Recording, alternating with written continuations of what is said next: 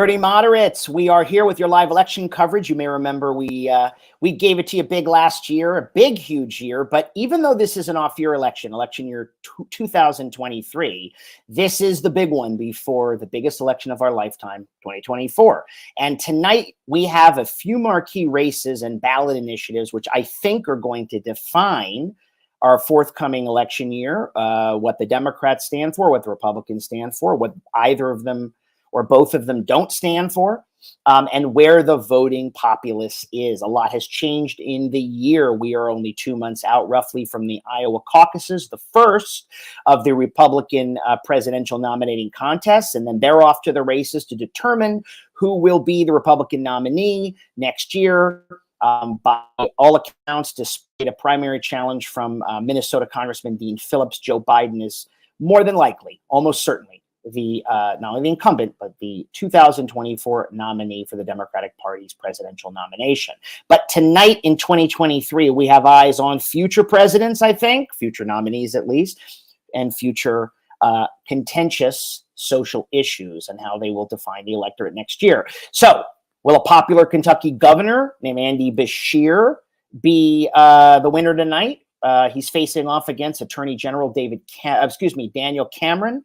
He is a black Republican running as a conservative, obviously in a deeply red state.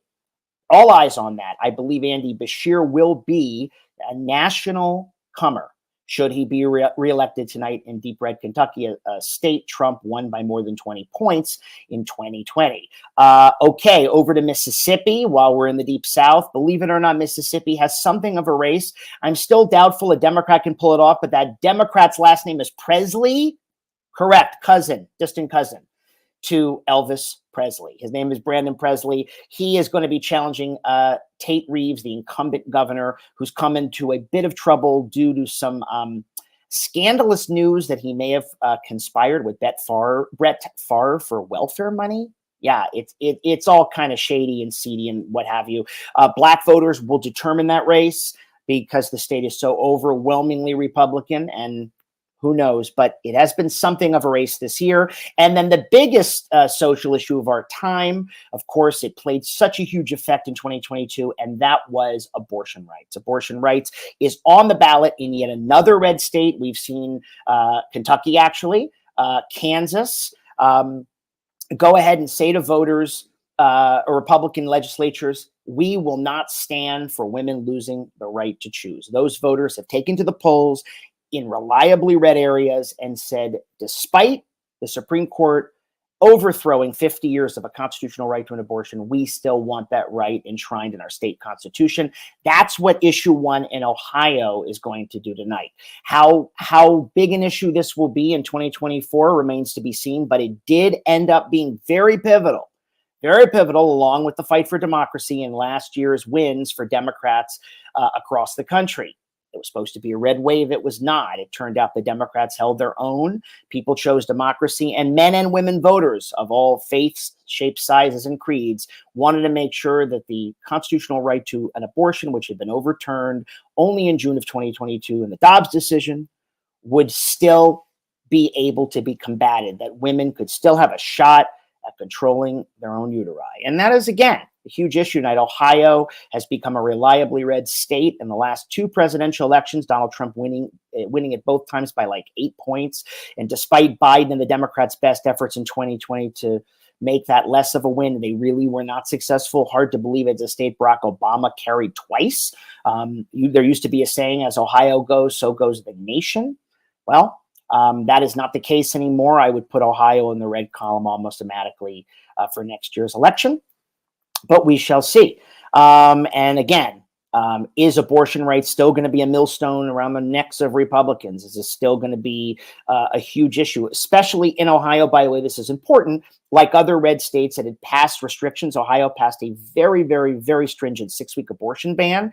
That's why the issue was brought to the fore this past summer, and we covered it here on Dirty Moderate. There were many groups, Republicans and other outside groups, who wanted the threshold to get any referenda on the ballot to be 60%. That was voted down by 14 points, meaning that voters wanted to have a straight up or down majority, as they should, not some game where 60% of the people have to agree to put something on the ballot that seemingly a majority of the people believe in, that being abortion rights. So that is a huge issue. There are some races in Virginia, the sort of broader races, because both the state Senate and the state House in Virginia are up for grabs. Glenn Youngkin winning an upset in 2021 to become governor of Virginia. Now, will those state houses follow him and turn reliably blue Virginia, or mostly blue Virginia, into a red state, which it used to be? I don't know. It remains to be seen. There's some close elections there. Also, believe it or not, you may remember the Wisconsin court, state Supreme Court last year elected a liberal after the abortion rights issue came to the fore. They put a liberal justice on that state Supreme Court. There is a Pennsylvania state Supreme Court race tonight, critical swing state for next year. And we're going to look at that a little bit later on. But first, joining me for special coverage, the guru, the man who knows it all, and who joined us last year. He's a friend of the show and an important voice in American politics. Mike Madrid is here. Mike, there you are. Hey, how are you? Can you guys hear me okay? Yep, I hear you fine. Everybody good on the tech side? Can we hear him? Can you hear me? I can hear you fine. Great. All right, we're all good. Good to go. Hey, Mike, thanks for doing this. Good to see you wherever you may be. I'm on the road a little bit right now, so my apologies, especially if the audio is not coming in too great. You can do without the visuals when it's Mike Madrid, but with the audio side, I always want to hopefully get as clear a sound as possible. I hope it's coming in okay. Yeah, I can hear you fine. Anyway, big election night, as I was talking about in my introduction. I mean, obviously the biggest marquee race here, I think, is the Kentucky governor's race, which is what I wanted to talk to you about, despite all the other races, because certainly on the, let's call it the aesthetic, spiritual, political level, I see Andy Beshear as a real comer. Should he be reelected tonight in the Democratic Party? This is a guy, I think, who's certainly beating the odds in a state Trump carried handily twice, that's become reliably red, that hasn't voted for a Democrat in the presidential election since Bill Clinton in 1996. So given where that looks, I certainly have heard of Daniel Cameron. He's a rising right-wing star attorney general out there, African-American Republican. Polls are about to close in parts of Kentucky as we speak, but what's your take on Kentucky? I know I'm looking at sort of 5 key counties that'll determine the race, but just give me the Madrid overview of, is this really that important a race? Is there really a race here, or is that just smoke and mirrors? Well, I mean, look, I'm one of the, probably of all the pundits and talking heads out there, I'm the least likely to look for indicators of coming attractions from each election cycle, especially this Virginia, Kentucky, Ohio off-cycle election cycle. I just don't think it tells us all that much. Right. Having said that, there are data points you can discern which are very important, and we can talk about some of those. But if anybody's looking for some prognostication, if the Democrats win, then the Democrats are going to win in November of 2024. The Republicans, pull some of this stuff out, and there's the blue, red wave coming. I mean, all of that stuff is really, truly nonsense.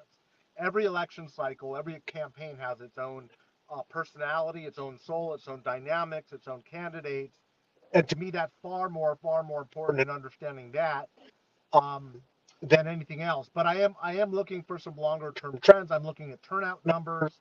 Be interesting in those 5 counties in Kentucky that you're looking at. I'm really looking more for the break in the Louisville, the bigger metropolitan areas. That tells me something more about turnout and what that means. Right. I'm also of the opinion that there's a longer term trend where in high election cycles, Democrats are not going to have the advantage that they used to as the coalitions in the United States are changing. We can talk a little bit about that. And obviously the abortion question comes up as something we need to look at to see if it's got the staying power that it did in the midterms. So there's a lot to examine. There's a lot of tea leaves to be read here, all of which are very important. But if you're looking for data tonight that's going to say, oh, there's a coming red wave or a coming blue wave, both sides will spin it that way, and neither of them will be accurate. No, that's great. I love to hear that you're not drawing larger conclusions from that. Hey, Mike, before we go forward, could you unplug and plug your earphones just in real quick? Just plug them, unplug them, and plug them back just to get us set and see how that goes. How's that? Better? There you go. Perfect. You see, you're like the basso profundo. I know. There you are.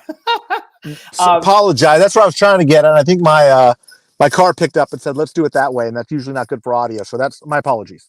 No apologies necessary. But back to what you were saying, I'm interested. First of all, you may be an outlier in what punditry is, but you always seem to be on the money. So hey, that tells you something.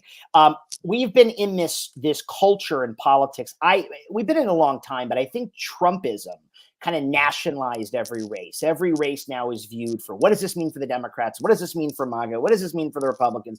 And I know you're an expert on this, and sort of Tip O'Neill's old adage, right? All politics is local. And it's difficult to take away always in politics, right? A win, let's say 2 years ago, Glenn Youngkin wins the governorship at an upset in Virginia. I have no reason to believe, based on data, Virginia will go red in 2024.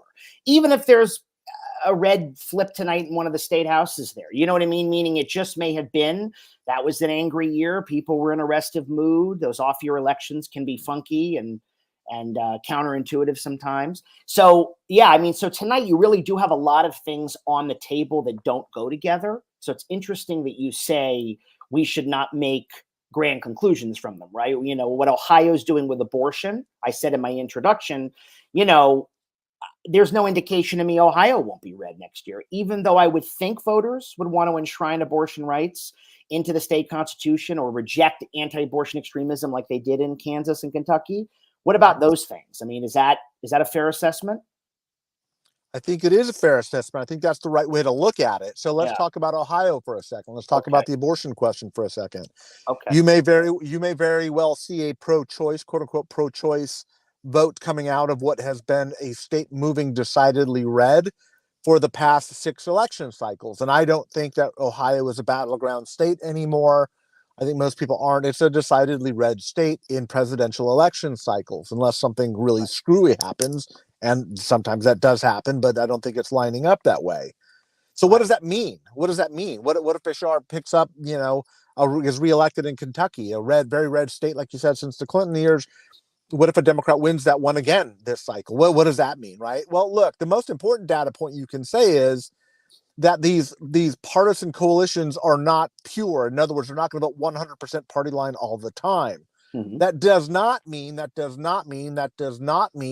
that when there are partisan candidates, especially in a presidential election, that those voters will not fall into their partisan silos. They will. They have since 2000. That's one thing I can guarantee you, is if Donald Trump is in jail and if Joe Biden is, completely incapable of walking up and down, a platform, they will still get the same vote share. That's one of the really ridiculous things about replacing Joe Biden as a candidate. I can guarantee you, dollar to a donut, it doesn't matter whether it's Joe Biden, Kamala Harris, Pete Buttigieg, Gretchen Whitmer, Gavin Newsom, they will get the exact same vote share. They will. Okay? So it doesn't matter who your candidate is. These issues are prying people off, and they are moving some in very, very small silos.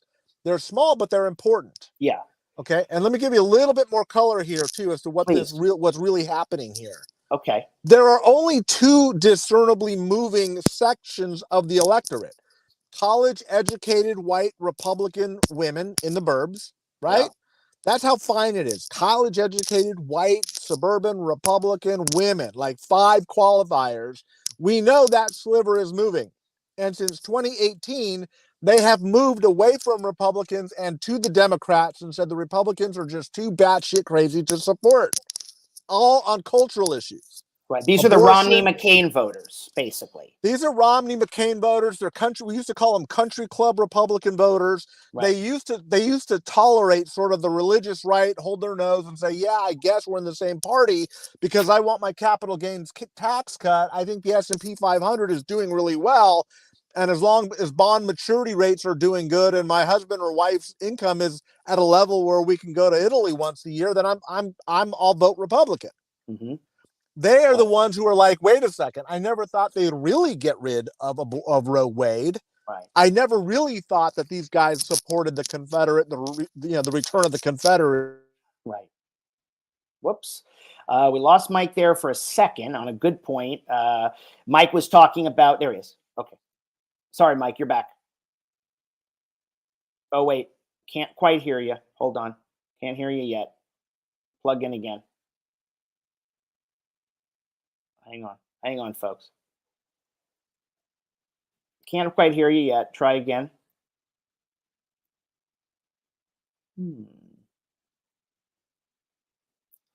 This is why we love to be live. I still can't hear you. I don't know where you went. I see you. I definitely see you. I can't believe I can't hear you.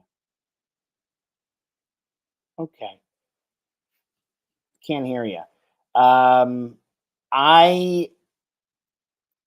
Okay. We'll get Mike back in here in a second. He was making a very important point. Again, don't forget Mike co-founded the Lincoln Project. He's talking about the college-educated female vote. Okay, the voter who is turned off by GOP extremism, by Trumpism, by the venality of the Republican Party. There he is, Mike.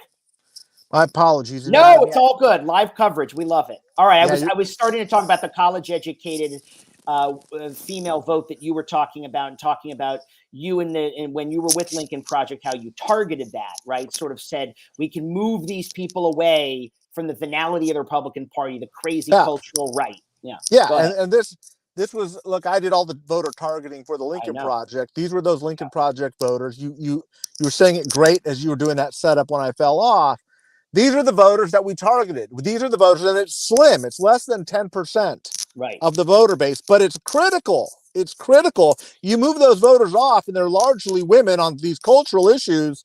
They used to be purely economic issues that motivated them. They are now purely cultural issues. Right. And those voters in the last three election cycles have moved away from the Republican Party and handed either victories to the Democrats or very, very marginal victories to the Republicans, like in the 2022 midterms. The other group that's moving, let me just get to this, and then we'll get to questions, are U.S.-born Hispanic, non-college educated men. Got it. They're moving right. We've all heard about this rightward shift, and in 4 of the last 5 election cycles, they've been moving away from the Democrats. Yeah. That's a very big problem for the Democrats. It's one that they haven't fully acknowledged or recognized. A lot of people are still in denial that it's happening, but that's why these rates those are the only 2 groups. One is moving to the right, one is moving to the left. For the moment, the one that is moving left is bigger than the one moving to the right, but those voters will be determinative, and the races where they're going to have the most impact, Kentucky specifically, there's more college-educated white women than there are Latino voters in Kentucky. There are more college-educated white women in Ohio than in Kentucky. Virginia gets a little dicey, but this college-educated voter, especially in the off-term election, women, Republicans, are going to be that. Those are who I'm looking at, and the reason why. And here's what it will tell you: if it's a marginal night with a lot of mixed results, that's going to be good news for the Democrats in 2024. Again, I'm being a little bit hypocritical and saying I'm not making predictions for 2024. I'm looking at voter segments to see how they're behaving, because that's going to tell me everything I need to know. If these voters continue to not perform for Republicans, that's a sign that that means they're probably not coming back to the Republican Party. They're gone. Right. And we're starting to see that with Hispanics moving to the right, U.S.-born Hispanic males. 4 of 5 elections, they've moved to the right. 3 of the last 4, these college-educated white Republican women are moving to the left. That's the realignment that I'm looking for. Very small voter segments that aren't going to tell us a whole lot about the outcomes tonight. There's a lot to be said tonight, but not necessarily for 2024. Right. Before I want to jump off your point, Mike, you always give me so much to work with. I feel like I'm both in your class and by your side, which I love. I hope it's not too much. I mean, this stuff is deep in the weeds, but this is what, as a practitioner, we're looking for. I think you know me well enough now to know I'm geeking out on it big time. I always have, and having you on helps me crystallize my in the weeds geekiness. Real quick, 26% of the vote is reported in Kentucky. Bashir is at 57.4%, Cameron at 42.6%. Now, he, again, to this point, Bashir, we're going to pull up some graphics. Bashir, as I was saying in my intro, has to do very, very well in Jefferson County, the county seat of Louisville. Yeah. Okay. Where he won by 35 points, plus 35 in 2019, where Biden won by 20 points in a state Biden lost handily. He's got to run the numbers up there. And believe it or not, and this is also important, interesting data. There's a county called Elliott County, area called Sandy Hook, not Sandy Hook, Connecticut, which brings horrible memories when people hear that name. In 2019, Bashir carried Eastern Kentucky, coal country, by 20 points, even though a year later, Trump won the area by 51 points. Mm-hmm. Okay. I'm bringing this up to prove your point. Right? These people said they like the way Andy Bashir is governing Kentucky. He was, I guess, an acceptable Democrat to them. You know, he's kept a distance from the National Party. But when the National Party was on the ticket, National Democratic Party, they voted handily against it. You see what I mean? So you see that it's interesting data, isn't it? That tells your story. I mean, that tells what you're looking at is exactly right. Jefferson County, Louisville, that's going to tell us. It's the performance he gets out of there. But there is also good data in these rural white counties. That's going to tell us. We're looking at margins, folks. History is made on the margins. So that's what we're looking at. We're looking at for the performance, right? It's not necessarily indicative of a red or a blue wave. It's not necessarily not indicative. Right. But we're looking for turnout models and what numbers are sticking where. And I think you just articulated it perfectly, especially in those rural counties. If those margins are anywhere near there, where he was the first time, Bashir's going to be fine in the re-elect. If they're not, then he's going to need really significant overperformance from the Louisville area, Jefferson County. And that's where really, Democrats go to live or die, is the margins they're getting from these urban core areas.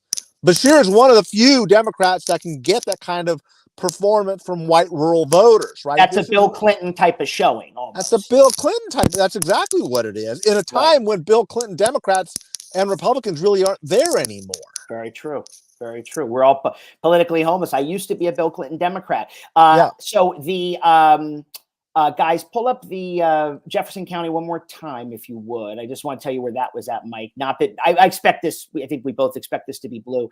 70-30 right now with 22% of votes in. 70-30 in favor of Bashir. Yeah, that'll narrow a little bit, but he needs, a 75-25. I mean, he needs big numbers. He can drop into the 66, 65 range. Once he starts hitting low 60s, you get nervous. Yes. This county gave him his margin of victory, won it by 35 points. He needs a turnout akin to that, Yeah, he needs a 35-point spread or more. So we're talking, Right. So right now we're at 73, but I want to go back to something which is important to explain to the audience that I like that you said. Okay, elections are won at the margins, okay, which is to say that there's nuance in politics, folks. People tend to draw all the wrong conclusions or emotional conclusions from things that either don't exist or that they'd like to exist, however you view it. What I wanted to remind people when it was not a good moment to see a drop off because of tech, but I was going to make this moment.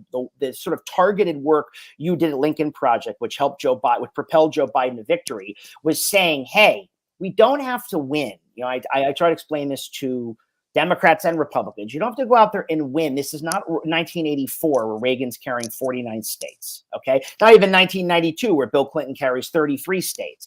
Biden has to perform in the margins, in the states that will propel him and do well enough, with those numbers, with the old Bannon line vote, which is inclusive of the country club Republican who left the party over hard right issues. Certainly women left, or abortion has sent them over the edge, but gun control, LGBT rights, just the crazy sense of, I used to vote Republican. I got a capital gains tax cut. It was better for my economy. And quite frankly, the party did believe in limited government. Now, as someone's put it, I don't remember who, it's the unlimited government party. Let's pass anti-trans bills. Let's fight Disney. Let's use the power of the state to punish everybody in the free market we disagree with. So there is in a way, it makes me nostalgic for the old Republican Party where people said, hey, I don't have to agree with a said cultural issue. I may be uncomfortable, not me specifically, but with people having pronouns. But I don't have the government legislating against this. This is your right, your privacy, your thing. Be who you are. Get the hell out of my life, right? And that, I think that the collapse of that sentiment in today's Republican Party isn't only sad, it's harrowing. Don't you agree? Because of what it portends. I think it's dangerous. Right. Yeah, it's harrowing. Yeah, it is not just oh, that's a shame, let's go back to the good old days. No. Look, the Republican Party used to be part of this right-left spectrum that we've all been told up until it went crazy was accurate, which is the debate really between Republicans and Democrats is what is the size and scope of government? Do we have too much government? You vote Republican. Do we have too little government? You vote for the Democrats. And that served us well for about 150 years. Well, I mean, the Republican Party blew a gasket. And so now it's basically saying we'll use the power of government whenever it's in our purview to advance a cultural agenda because we want to maintain control over a society that we see slipping away from us. That's not normal. That's not healthy. No. And frankly, it's dangerous. Right. So it's not just ahistorical in the Republican context, which is true. It's ahistorical in the American context, which is it's the antithesis of what the American idea is. And yeah, it is harrowing, but it's more than that. It's actually a threat, an existential, real threat facing the country. It's why I am working against the party that I spent 30 years building. And yeah, look, I don't want to get too academic or this is a night where we enjoy the practice of democracy. Let's look at election results. Let's have some fun discerning what that means. I'm not suggesting that if Republicans win everything tonight that the end of the republic is nigh. No. But what I am saying is there's a lot to discern about the shaping coalitions that that have been emerging since the Trump era, since 2016. There have been these small sliver of groups moving right and moving left, and they portend an America which is more populist versus anti-populist. The anti-populist is the Democratic Party. The populist party is the Republican Party. That's essentially turning the right-left spectrum up and down. The spectrum used to be rights to left. If you're on the left, you wanted more government. Republican, you wanted less government. That is now becoming an establishment versus anti-establishment party, a cultural versus anti-cultural party, a truth versus anti-truth party. You name it. And that, like I said, that's not a healthy way to look at politics in a stable democracy. That's the sign of a democracy that has lost its mooring and it's basically become establishment versus anti-establishment. And that means it's zero sum. And unless the traditional political party that still exists, which at this moment is the Democratic Party, we are in for very harrowing, in your correct assessment, times. Right. Mike, I want to go back to this discussion about the non-college educated Hispanic male. Okay. Yeah. One of the things that came out over the weekend, and we are talking about tonight's race, but I think these broader issues are so important and you're so good at them. And I love talking about them with you, and the audience wants to hear them anyway, because we get in the weeds and let's go to 30,000 feet. Very bad polling in all the swing states, but for Wisconsin had Biden up 2, where you saw New York Times, Siena. I know we're a year out, but certainly didn't look good. And I know that there's a lot of hand wringing and pundit crying and let's throw Joe overboard and all this stuff. It's the end of the world, et cetera, et cetera. But and I'm bringing this up for a reason. One thing I did see that I found absolutely, as someone who loves the numbers and tries to study this and has been looking at it a long time, Trump was up 10 points in Nevada. Yeah. Now, I've been watching Nevada go from George W. Bush carrying it in 2004 to Obama twice, Hillary. It's gotten nearly, even though they sent Cortez Masto back last year, they elected a Republican governor. It's getting more and more marginal. Obviously, you probably have issues with the polls that came out, but aside from that, are non-college educated Hispanic men threatening the Democrats' electoral fortunes in Nevada? Is that what's going on? Because how could Trump be up 10 points It just Well, seems. let me say this. I don't have a problem with the polling's methodology at all. Okay. In fact, if you look at that same poll, what it shows is two things you really need to pay attention to, and that is a generic Democrat beyond Joe Biden. If they tested just a generic Democrat, that Democrat wins all but one of those same swing states. Okay, the same poll. It also says that if Donald Trump is indicted and goes to jail, Biden wins all of those by a wide margin. Very important point, guys. I want everybody to hear what Mike Madrid just said. The poll that was buried. Of course, I read the whole thing. They did not. Everybody just ran with the end of the Republic news, right? Yeah. Right. Yeah. And so like I said, I mean, polling, as you know, they're very delicate instruments. They're designed for a purpose. I think we over rely on them in media, not because I don't believe in them. I believe in most of them, all of them, if they're done methodologically well. I'm a professional, so I know what they're looking for, and what I'm looking for is not what the media is writing on them. So it's not that I have a problem with the poll. The poll, I think, is accurate, but it doesn't concern me. It informs me. And so your question is about Nevada, and I think you're right. Now, Nevada is interesting because, as you just said, right, George W. wins it, then it goes to Obama. It's moved, and now the range is tightening up. Biden won Nevada by a smaller margin than Hillary Clinton did. 6-8 years ago. Okay, so it is moving back and forth, and so your question is the right one. Is it this U.S. born Hispanic male? The question is yes and no. Nevada is very interesting because it's got three important dynamics, characteristics that are making it as swingy as it is. The first is this emergence of the U.S. born Hispanic male is becoming more significant. It's a Latino that is moving right.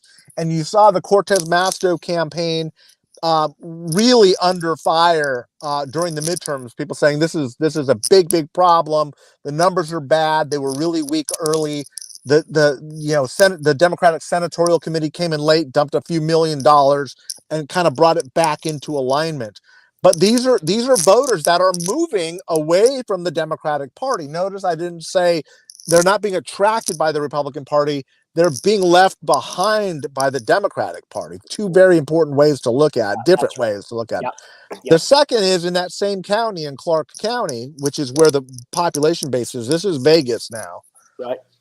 You have a huge number of these white college-educated suburban women that are like, I just can't do the GOP anymore. I just can't. I'm embarrassed when I show up at the soccer field with my kids to say I'm with Trump, so I'm not with them anymore.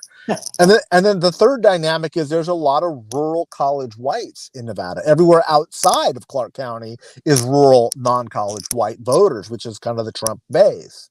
So Nevada, which is a pretty small state, has all of these, and depending on the cycle, each one with just very small movements can have a really dramatic impact on the outcome of the race. So I think there's two states that we should be watching. And again, I'm getting ahead of myself to the 2024 race. But remember, I was one of the first people saying, watch Georgia and watch Arizona. Yeah, you targeted. You did that. I was saying, guys, everyone's looking at Florida and Ohio. Those are gone. Those are Republican. Right. We're going to win. We're going to win Georgia. And we're going to win Arizona. Yep. And, 8 months later, everybody caught up and was like, hey, how come no one's looking at Arizona and Georgia except for the Lincoln Project? I'm like, well, we were telling you. Right. And what I'm telling you this year is look at Nevada and North Carolina. Right. Those are two states. Now, North Carolina has always been in the radar the same way Nevada has, but because they're not as big, they're not as taken as seriously as the Arizona, Georgia, Wisconsin, Pennsylvania, blah, blah, blah. I just think that Nevada and North Carolina could flip. I think that Nevada could very well go red. I'm not predicting that it will. No. I'm saying the trend line is narrowing. And I'm also not saying that North Carolina will go blue. But what I am saying is that the trend line is narrowing. Yeah, I mean, that's such a good point. I would say to the political geeks who love us here and who love you, North Carolina has always been fascinating. Obama pulls off this narrow win in '08. Of course, that's Right. such a seismic year. Right. And prior to that, no Democrats carried since Jimmy Carter. Believe it or not, Right. even Clinton didn't carry it. But what's Right. so fascinating is a state that sent Jesse Helms to the Senate and also sent Terry Sanford, also sent John Edwards. It's always felt like a 50-50 state or ish, right? And Trump barely got it. And I have had my eyes on it to say, if Biden loses like a Nevada or something else, I actually was surprised. I thought Wisconsin would be more vulnerable in, but it was sort of my take on it from 2020. Maybe North Carolina would be a pickup, but it has been an eye of the prize of the Democrats for a long time. What is the population of college educated Hispanic men in North Carolina? I really don't know that. Yeah. So you're asking exactly the right questions. So let me just flesh it out a little bit more. Sure. North Carolina is moving into a bluer position because it's attracting industries like Citibank, right? Citigroup. It's like these are the financial. Charlotte has that research triangle or whatever. High tech, biotech, research triangle, college educated, highly educated workers that come and bring these progressive cultural sensibilities with them. They bring their politics with them. And this is a long-term trend. This is like Georgia, in Atlanta, DeKalb County, Gwinnett County. These are highly educated, diverse suburbs. It's the same thing you're saying in Charlotte and Raleigh and Durham, right? These are cool, hip downtowns, college educated folks, money's coming in. This is not your Jesse Helms, North Carolina. And so what that means is if you start to, and remember, it's 19% African American, 19% Black, right. and it's about 65-35 college and non-college educated whites, 65% non-college, 35% college. That you take that 20% African American base and that 35% college educated whites, and you're looking at 55%. Right. That's why Democrats think that it's gettable. But here's the problem Democrats are making in North Carolina. Okay. They double down on what they know, which is let's kind of keep trying to get more votes out of the African-American vote. There's no more votes to be had there. And that's the mistake that they were making in Texas for however long, trying to get more blood out of the turnover of the Hispanic vote. That's not how you win. Right. So North Carolina has 275,000 as of 2022 registered Hispanic voters. This is a state that always comes down to less than 40,000, 50,000 votes. Right. And here's the funny thing. There's no pollster that includes Hispanic voters in any of their voter surveys. Wow. So they always keep going, wow, well, this is the Republicans should win this thing by 110,000 votes. They end up winning by 45,000 votes, and they keep going, why the hell are we off?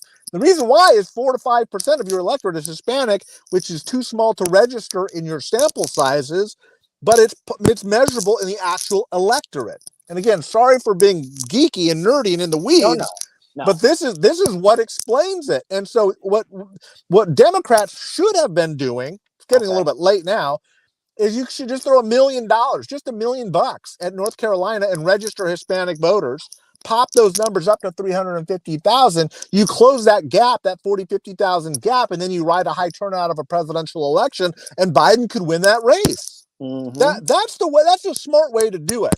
The Democrats, God bless them, they're not doing that at all. No. Well, though I root for them as just the party of democracy, if not on my policy agreement. They commit political malpractice on a regular basis, as you know. But I want to just make a couple of quick, just jump in here for some stuff for tonight, so you know where we are.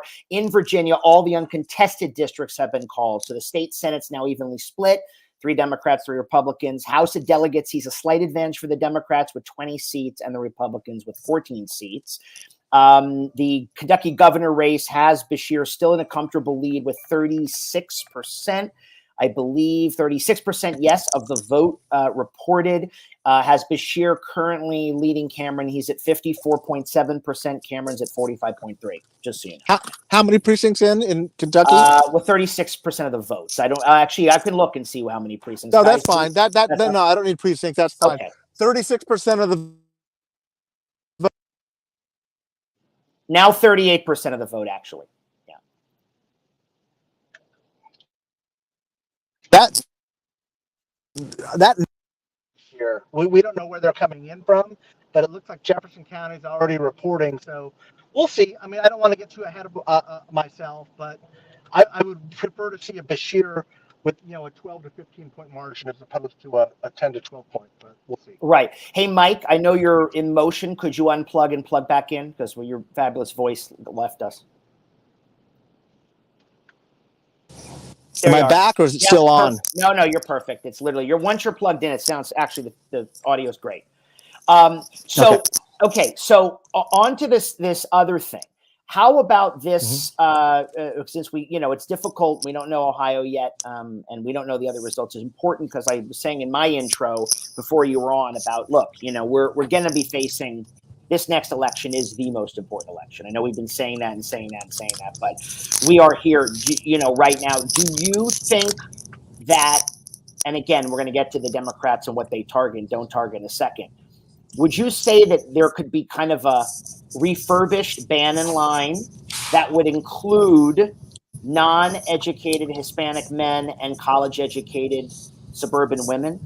In other words, if those two groups are captured decisively enough by Joe Biden, he'd be reelected? Is that a fair statement? Yeah, and I think the chances of that happening are more likely than not. But let me also say this. Okay. If the Democrats had gotten the same level of Hispanic support that Barack Obama got in 2012, which is the way they're behaving, by the way, they behave like nothing's changed. I know. But if they just kept where they were at in 2012, they would have a majority in the House. They would have at least 2, maybe 3 more seats in the Senate, and Donald Trump's numbers would have been a blowout in the 2020 election cycle, and he would be well behind Joe Biden in the 2024 contest and all the polling. That's how significant what is happening is, and the denial, the complete refusal to acknowledge that the math is even happening for a party that prides itself on being the party of math and science is just it's jaw dropping. It's just jaw dropping. Well, let me weigh in with something here, and it's one of the things that makes me so uncomfortable with. I call them the modern left, and I'm broad brushing a little bit, and I'm not just talking about the fringes. I think their identity politics gambit has backfired. What I mean is yeah. Go ahead. It may or may not be backfiring. What I will say is this: it's not working with more assimilated Latinos, and Democrats just can't help themselves because they're becoming a more college-educated white progressive party. Right. And so they have this demographic. That demographic has these quote unquote views and understanding and tolerance of race in a way that is not reflective of the way black and brown people see the world. And so, get backfire might be the right word, but it's not relatable. And that's why more assimilating Hispanics are ditching the Democratic Party, because they see it, in Reagan's terms, the party ditching them. They're like, look, I'm worried about economic issues. Give me an aspirational working class agenda. All you're feeding me is that I'm, oppressed, or that my only concerns are about the border wall or kids in cages or Latinx and all these cultural issues that are not relatable. And that's the problem with the Democratic Party. It's not that it's and it might be backfiring, it might be parsing words, but it's as much that they're becoming unrelatable to working class people, and the fastest growing segment of the working class are Latinos. And by the way, you saw in the same polling we just talked, the New York Times Siena poll, Trump at 22% with the black vote. And I spoke earlier today with a friend of mine who works in Illinois politics, black woman who said, look, that is working class black men moving away from the Democratic That's Party. exactly what it is. Right. And she said, to be clear, it's not black women. And I said, well, I'm not going to name her here, whatever. But I said, look, to my friend, I said, hey, then the question is, why are they moving away? Not how dare they move away because Trump is such a racist. Who cares? I mean, not who cares, but you're losing part of your code. Something's off where you're saying, and again, I agree. I think it is the class divide of a college-educated elite Democratic Party and a working class-oriented voter electorate that once felt the Democrats were their home on working class issues and now feel alienated. That's 100% what it is. I'm writing a book on just that. Okay. The book will be out next year in June. I'll come visit you again before then. We'll do a little bit of talk and promo about it. But the book is called The Latino Century, and it's about exactly what you just articulated, which is the Democratic Party, despite what it thinks, is no longer the party of the working class. No. It's the party of college, wealthy, whiter college elites. Right. And the Republican Party de facto is becoming a multi-ethnic, multi-racial, economic populist working class party. That's what's happening. And I think it's so inconceivable to Democrats that this could possibly be happening. Like, how could black and brown people ever vote for Donald Trump? And, there's a lot of ways to answer this, but the short answer is, black and brown people know that these guys are racists. like it's baked in. Right. That's not new to them. I still have mouths to feed, and I still got rent to pay on Friday.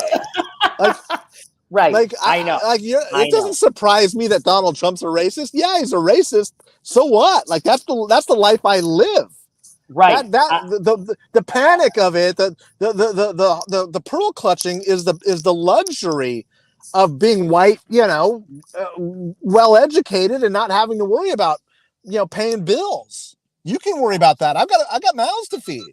Listen, I think there's an analog in the defund the police debate, right? Yes, that's exactly right. That's exactly what it is. White people don't, where do they live? And also it's also this I call it an affliction among the white progressive left where they, they lecture constantly about sociology and anthropology and racism and all the isms, but yet are never affected by the issues they talk about, especially defund the police, which is why you saw that backlash. And also, to your point, if somebody says, there is I live in LA, which has really become something of its own hellscape. Okay. Yeah. And truly. Homelessness, it really has. And I always say this is not livable. This isn't right. And people say, but you got to look at the affordable housing and you got to look at the discrimination. And I go, I'm not saying that isn't so, but what the response I get, which is like a lot of progressives get very frozen with this. I said,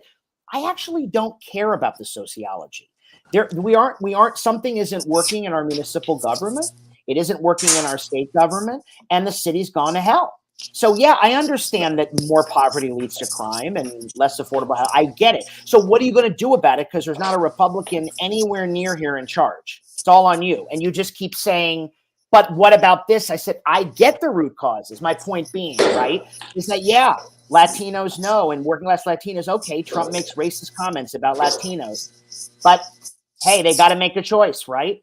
It's the money, it's the health, it's the healthcare, it's everything, Yeah, unless you've been in that situation, it's hard to understand those decisions you have to make.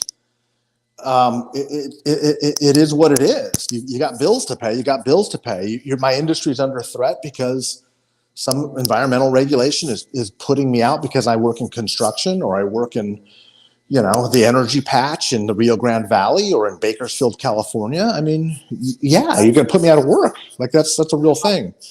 Adam, I hate to do this. I got to run. I got to jump off for a meeting right now, but I love being with you. If you want me, hit me up later on tonight and I'll jump back on. All right. I appreciate it, folks. Thank you. Thank you so much, Mike.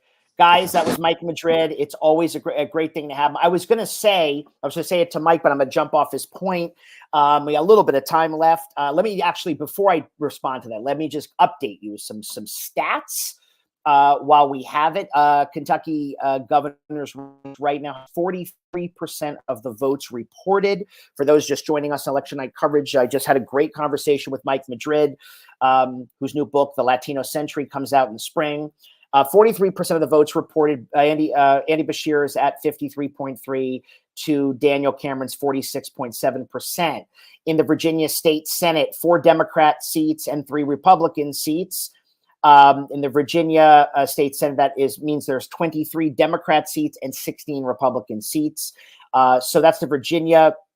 And in the Virginia House of Delegates, that's the other house in Virginia, not to confuse people. There's a slight advantage for Democrats with 23 seats and the Republicans with 16, just so we're clear. But Mike Madrid was a co-founder of the Lincoln Project. He did all that targeting numbers work on getting the Democrats to be competitive in Arizona and Georgia. We spoke tonight about not drawing overly expansive conclusions from the results, where it looks like if we froze this moment in time, there'd be a Democrat reelect in Kentucky. Democrats would hold a slight advantage in the state legislature of Virginia, a state that has a Republican governor in Glenn Youngkin, but has been a blue state since 2008 national elections. Nothing about tonight should change that. Mike Madrid started by telling us that at the beginning. There's really nothing really seismic to point to yet, other than that's kind of performing as we expected. Virginia seems to be performing in a blue way. Kentucky is not a blue state by any means, but Andy Bashir has been a popular governor. And so far, with a little over 40% of the votes reported, we are looking at Andy Bashir staying ahead of his Republican opponent, Attorney General Daniel Cameron.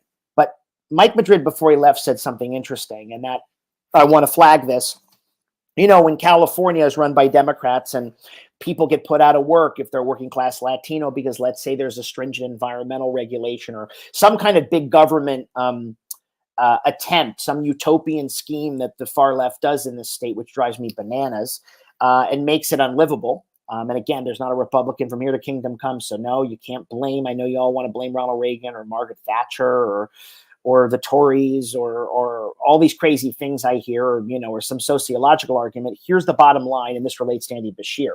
If you are a non-college educated Latino man or Black man, okay, and your job has been eliminated or is imperiled by some regulatory scheme that is maybe cooked up, maybe well-intentioned, but cooked up by white progressive people in Sacramento, yeah, they don't want to vote for you because you are imperiling their livelihood. And no, they're not going to just say, hey, that Republican who ran made a racist quip the other day on some street in Bakersfield, I'm not going to vote for them. No, they're going to vote for the person that's going to make sure that their job is best protected.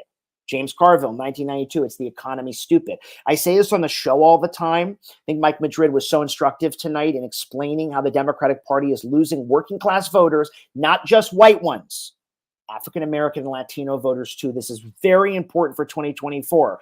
Mike said that the Joe Biden's path to victory runs straight through college-educated women of the suburbs and non-college educated Latino men who, if they continue to drift away from the Democratic Party, put the national party in peril. Andy Bashir in Kentucky, and we're going to see how he does tonight in Elliott County, which Mike and I spoke about. It's an area called Sandy Hook, not Sandy Hook, Connecticut. Bashir carried this area 4 years ago by 20 points. Trump, though, when in his 2020 race, who carried Kentucky again handily, won it by 51 points. Why is there this disparity? Because Bashir, was very close to a local state representative there, a fellow called Rocky Atkins. Anyone from Kentucky, from this area, Eastern Kentucky, we're talking about coal country.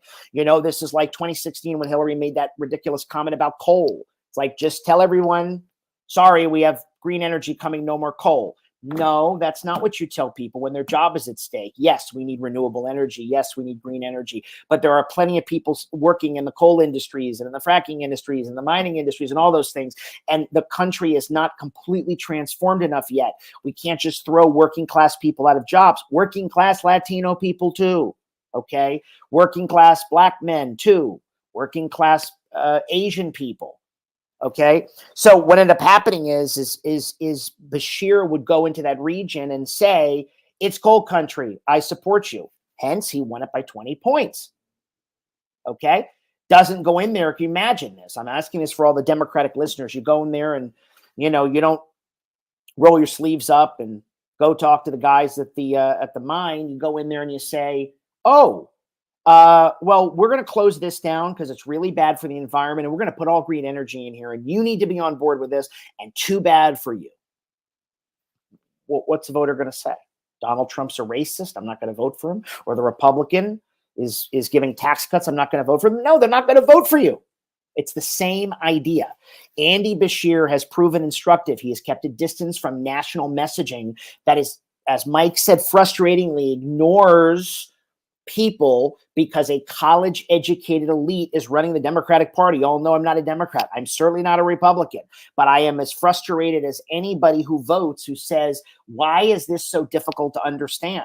People don't want to take anthropology and sociology courses, okay? They want to hear how you're going to help them in politics. And Democrats were the party of the people historically, the party of the working class, the party of FDR, of Harry Truman, of John F. Kennedy, of Hubert Humphrey. They are not that party, okay? And though the Republicans are chock-a-block full of lunatics, clowns, and venal scumbags, Trumpism being a harrowing, is a word I used, and really, really perilous threat to democracy, notwithstanding, they won't run into coal country and tell these people to get lost.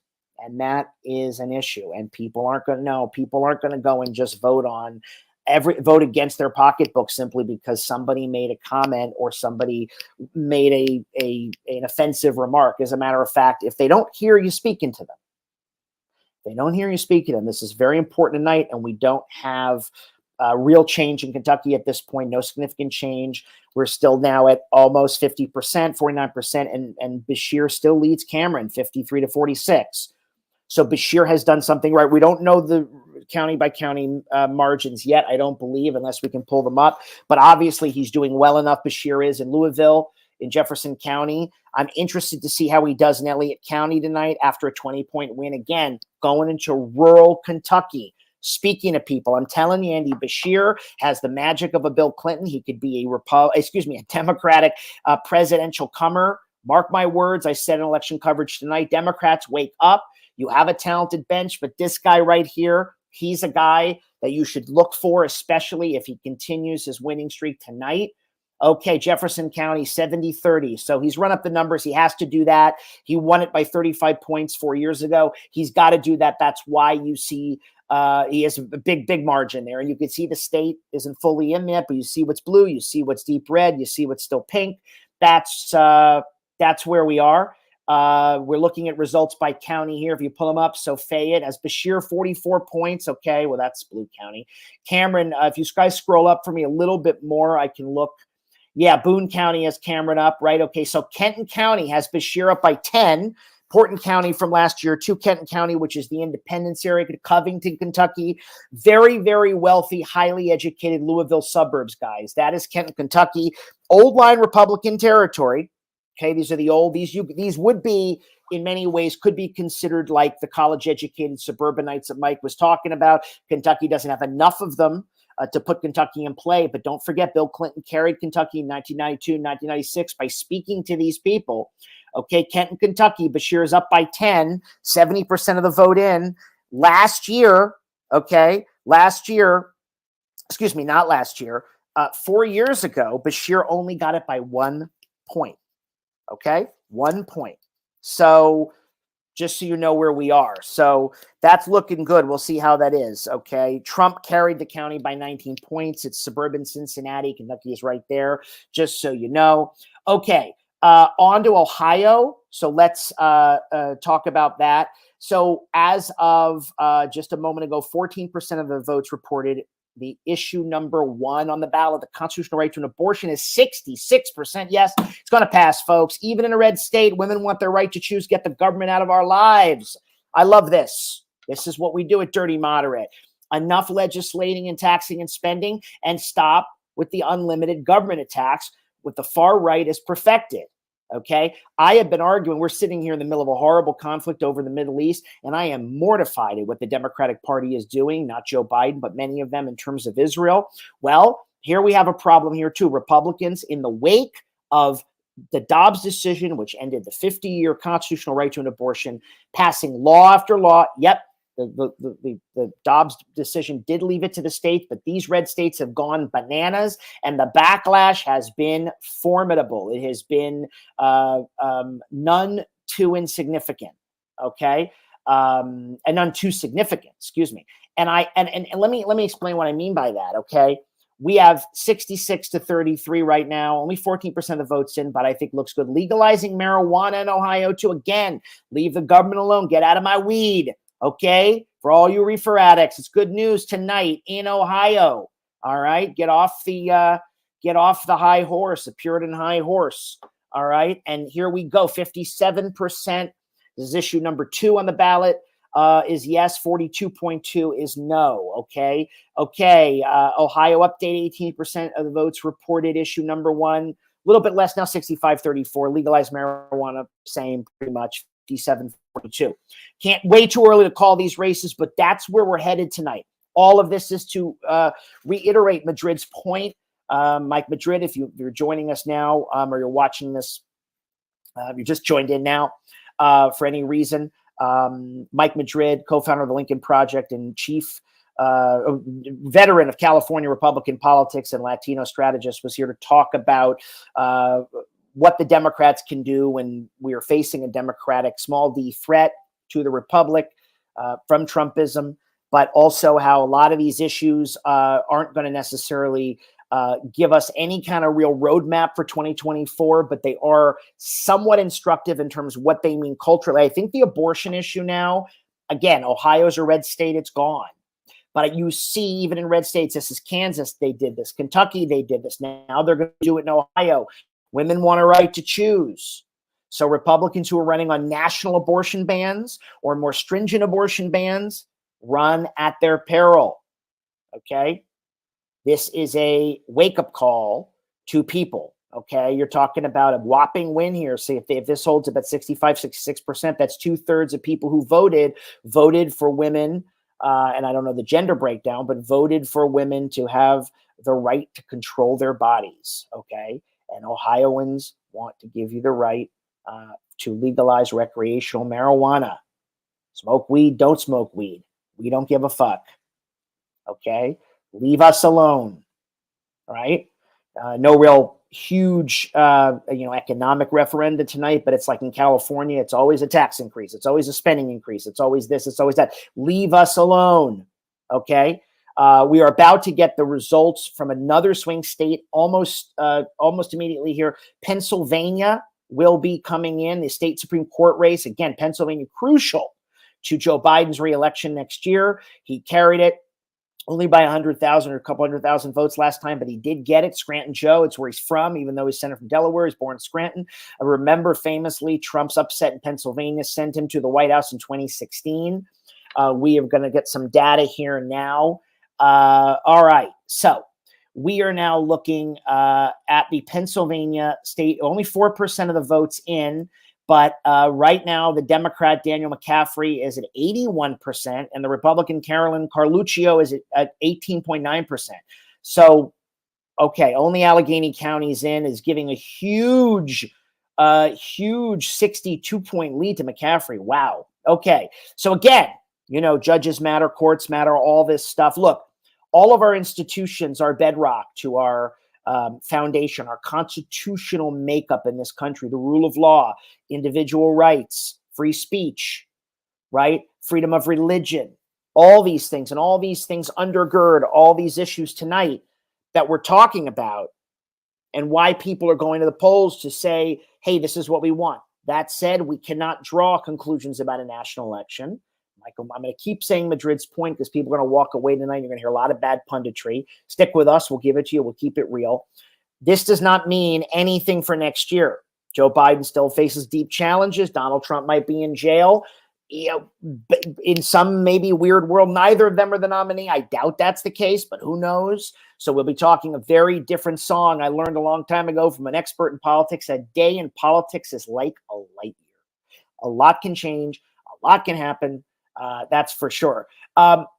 So in terms of the races tonight, I think I want to go back to what I was saying initially, because we've gotten in the weeds a lot, which has been good. But I'm telling you that if Andy Beshear can become a two-termer tonight in Kentucky, this is very important. I'm going to keep screaming this from the rooftops for the Democrats. This is a guy that connects. This is a guy that the working class relates to, of all colors, all faiths. Again, the Democrats have a working class problem, a problem with people who they used to represent, white, black, brown, and otherwise. Okay, this 2016 narrative about a bunch of guys in MAGA hats who all hate black and brown people, that is not relevant here. That's not what's going on. Okay, Kentucky continues to update. We are at 52% of the vote in, so notching another 2% of votes reported. As soon as I see the data, I will give it to you. I'm assuming Andy Beshear is holding on. When you have that, guys, you can put it up. But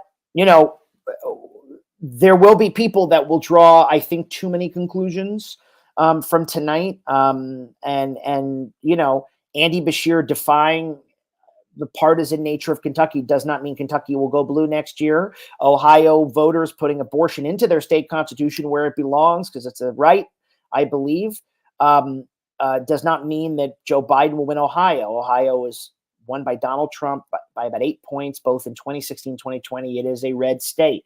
Okay, 53.2% to 46.8%. That is Beshear in the lead. He is obviously running up a larger margin than previous, 72% now in the Louisville area, the Jefferson County. He had to perform big there. That was a 35-point win last time. He absolutely had to win that, and he's winning it handily.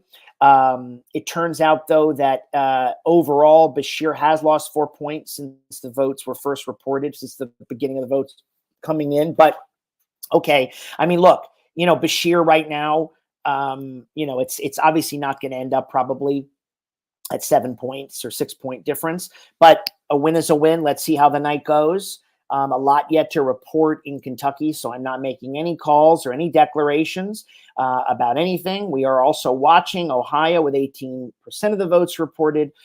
Constitutional right to an abortion 65 to 34.5 right now. They're legalizing marijuana is 57 to 42. That when I say that means 57% yes, just so no one's confused. Pennsylvania State Supreme Court race, Virginia House of Delegates. We've been giving you that. 50% of the votes reported officially in Kentucky, with Beshear 53 and Daniel Cameron at 46.9. So we are at a stat moment. Let's just talk about Virginia for a second in a minute. But one of the things about Virginia, before we get into the stats, and we've got Mississippi to look at too. I don't know yet if Mississippi is going to provide anything interesting. Elvis's distant cousin, yes, that's right. Elvis Presley's distant cousin, Brandon Presley, is the Democratic State Public Service Commissioner in Ole Miss, and he's challenging incumbent governor Tate Reeves. Important thing about Mississippi that I do want to tap into before we get the data. We don't have any results yet, but this is important to watch. The race could go to a runoff if nobody hits 50%. Okay. There is also an independent candidate who endorsed Presley, who is still on the ballot. They were on the ballot as an independent. They dropped out, but they're still on the ballot and endorsed Brandon Presley. All right. So we don't have that yet, but it could go to a runoff. That would be unbelievable. It's been over 2 decades since Mississippi has had a Democrat in the state house. Will Brandon Presley be going to Jackson by the end of the night? I doubt it. I'm just calling it as I see it. Mississippi has not voted for a Democrat in the national election since Jimmy Carter in 1976. So again, Mississippi, Kentucky, and Ohio, folks, this is very important for people listening. These are not swing states. So it's important to sort of build on Mike Madrid's points. These are not states that are going to be determinative of next year's elections. though Ohio used to be. Okay. It's just not. All right. Virginia isn't either, even though Glenn Youngkin has proved a popular, sane. I like Glenn. I think he's a sane conservative. I think he's doing a good job over there. I would have supported him had I lived there. But here's where we are here in the Virginia State Senate updates, and even split with 6 Democrats and 6 Republicans in their House. They call their House the House of Delegates. This goes back to colonial times. That's why there are 24 Democrats and 19 Republicans. So the Virginia State Senate could go red. I mean, people have all eyes on Virginia. Also, this data needs to be parsed in terms of Virginia, the Commonwealth of Virginia, which has been blue in national elections since 2008. Okay. I don't know, one prognosticator, one pollster, statistician, or anybody who examines this data. I don't know anybody who thinks Virginia is going red.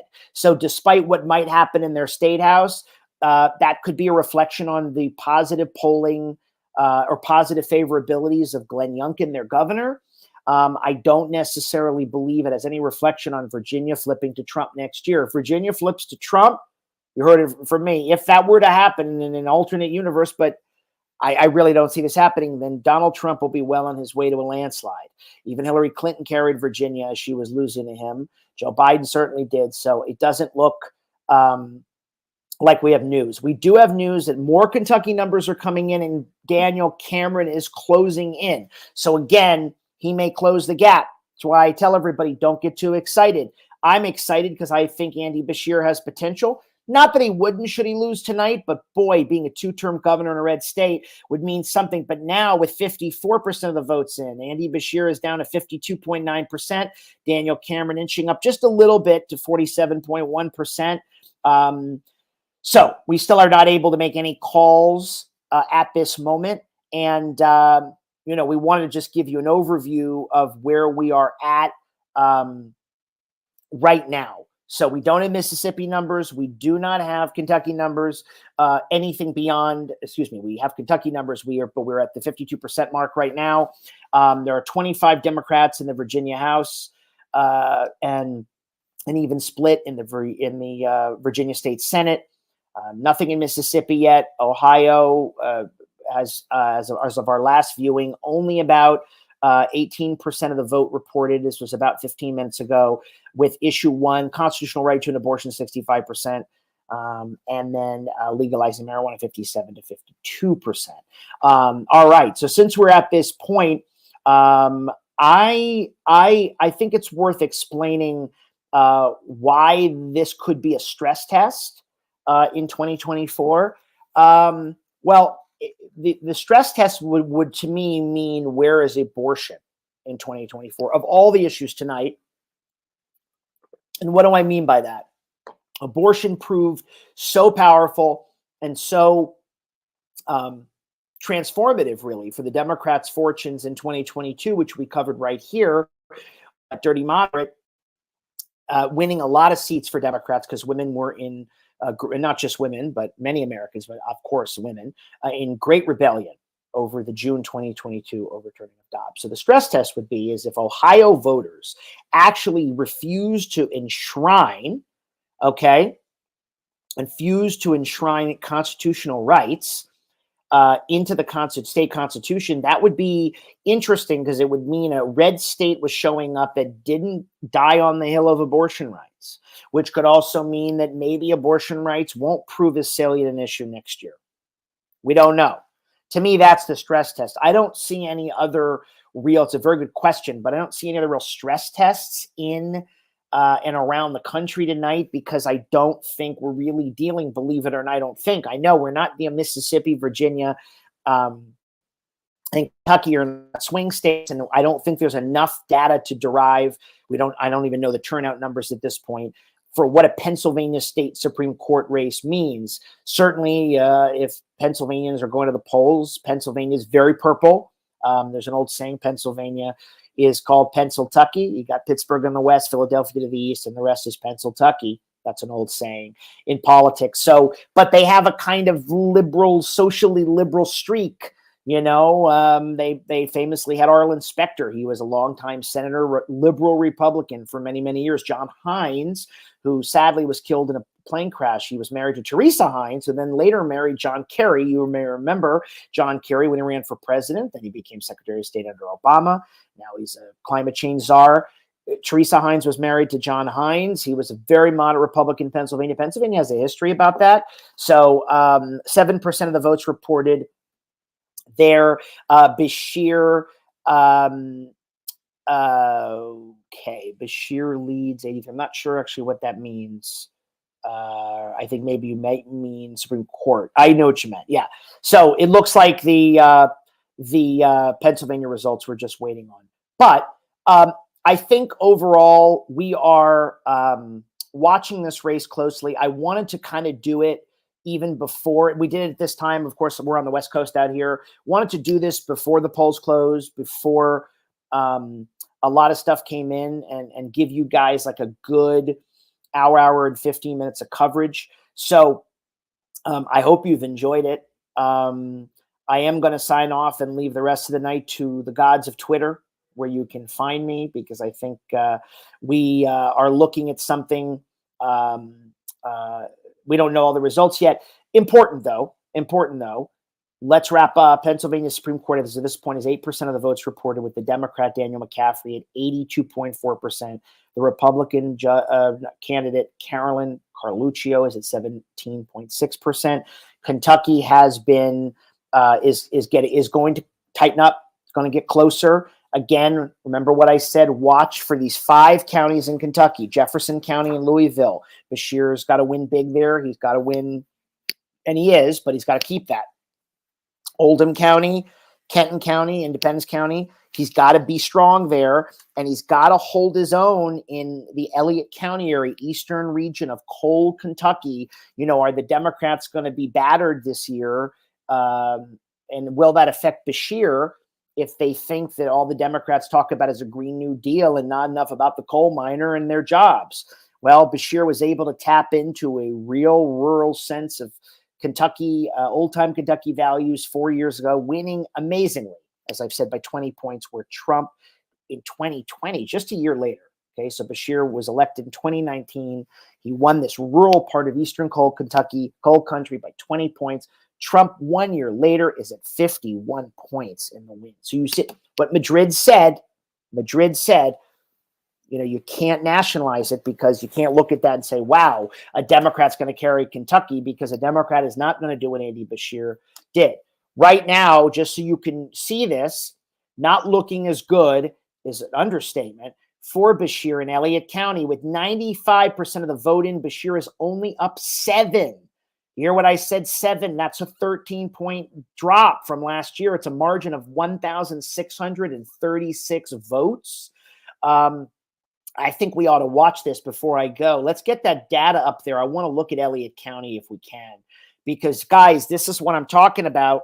The one thing the Republicans are excellent at doing is campaigning. They understand the marketing game. They are a well-oiled machine as ever. So Daniel Cameron would be the first Black governor of Kentucky. He is a Republican, and they have tried very hard to nationalize this race. Remember, the other thing is Bashir was able to tap into the local ideas, values of coal and Kentucky, and run away from Donald Trump, who was president in 2019, but enough away from the National Party. It's a little harder when the Democrats are in control of the White House. Joe Biden is a deeply unpopular incumbent, certainly has no chance at Kentucky. Again, I mentioned, as Madrid and I said, Kentucky last went blue in 1996. Some of you were not even born. Bill Clinton famously carried Kentucky twice, and at that point, he was the last Democrat, and before him was Jimmy Carter, before him was LBJ, and it had been red otherwise. So here we go. The more votes are coming in here overall, 58% of votes in. We have got Andy Bashir in Elliott County. Okay, really 95% of the votes in, and it is a 7-point lead. Now, 95% of the votes in, he may pull it out, but that is a huge drop. That means he's got to, what does that mean? It means that Bashir has got to make sure that he holds his own in Warren County, which is Bowling Green, This is very much a bellwether for Kentucky. Warren County will tell people how Western Kentucky will look. For those people who follow Kentucky politics, he's got to hold his own in Bevin. Let's look at that. He's got to hold. He only won Kenton County by a point last time. Warren County has Beshear up 38. Okay, so again, in 2019, he only got it by 3. So that's a huge leap. Okay, Trump then carried Warren County by 17. Okay, so yeah, Elliott County. Remember, eastern rural Kentucky, Kenton, Kentucky, which is Covington Independence, is the most populous Beshear Trump county in the state. Kenton, it's a suburban Cincinnati county, right? People who've landed in Cincinnati, for those that don't know, the airport is in Kentucky. That's how close Ohio and Kentucky are. I want to look at Kenton County real quick. Do you guys have Kenton? Because again, Beshear only got it by 1. He's vastly improved, though he's lost all this ground in rural Elliott, Kentucky. He clearly has done much better in Bowling Green, Warren, Kentucky. Kenton County, okay, 95% of the votes in. Well, look at this, 53-47. Beshear only got it by 1 point last year. Okay, so we have to wait and see. I don't know exactly what that margin is, Jeremy. Do you know what the Kenton County margin is? I know the Elliott County margin was a little over 1,600 votes, 1,636 votes. I don't know what the margin is, but I'm looking. And there's some interest at +6. Look at that. Yeah, okay. Well, that's a 5-point gain. So again, he's losing 13 points in rural Kentucky, but he's making it up in other parts of the state. He is 45 points up ahead in Jefferson, which is Louisville. That's 10 points higher than 2019, 4 years ago. Okay, so that's good.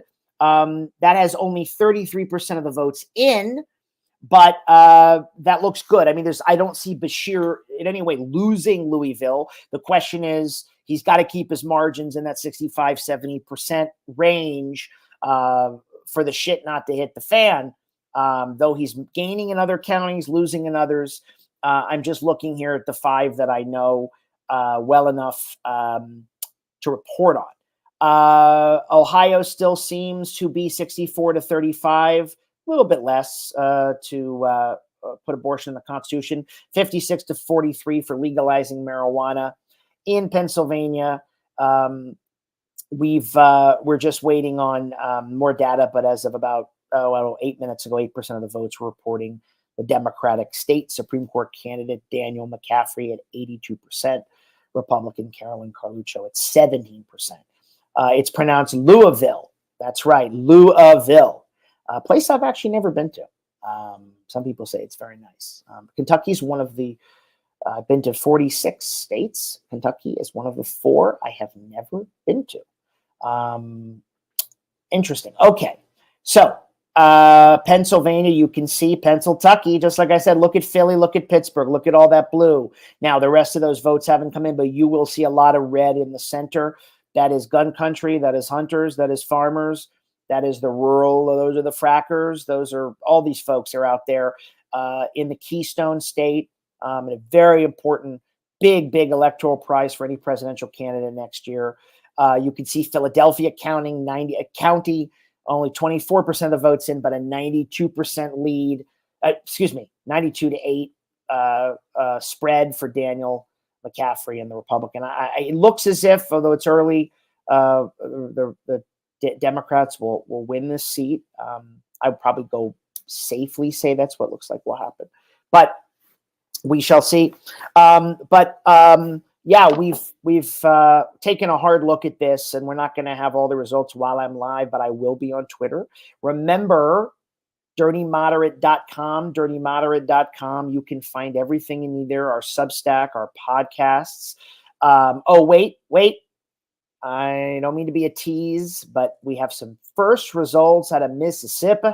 Let's see what's going on down there in the old South. If you want to pull those up. Before we jump off, we could do that. Okay. Well, 1% of votes in, 56 to Brandon Presley, 41 to Tate Reeves. Very interesting. Okay. But that's obviously looks like a very blue area of Mississippi. We're not going to go into the weeds on Mississippi just because it hasn't proved competitive at all in the past. You can see Hattiesburg there on the map. Jackson's the capital. I actually know somebody from Hattiesburg. That's a blue area. Wouldn't that be unbelievable if Brandon Presley, Elvis's distant cousin? Remember, folks, people associate for pop culture music geeks like me. Elvis Presley was born in Tupelo, Mississippi. He is not from Memphis. People associate Graceland with him. And Tennessee. He was born in Tupelo, Mississippi. His distant cousin. I imagine Tate Reeves will get reelected. This is early. Like it says, 1% of the votes in, but that's that. But anyway, I want to thank everybody for joining me. DirtyModerate.com is where you find us. Make sure you go there for all things podcasts, lots of Substack essays, lots of stuff coming at you guys. We are so poised and excited for 2024. We hopefully can be your political port in the storm, because that's what we do here. We love doing live coverage. Next year is going to be huge for us. We'll be here bigly. And again, this is election night 2023, but all eyes are on 24. Thank you again to Mike Madrid for joining us. We will have you back again and again. And thank you to all who have subscribed to the show. Make sure you do that too. But DirtyModerate.com, you will find us and seek us and let us give you the nonpartisan truth. No dogma, no bullshit. In the meantime, stay dirty, stay moderate, and stay safe.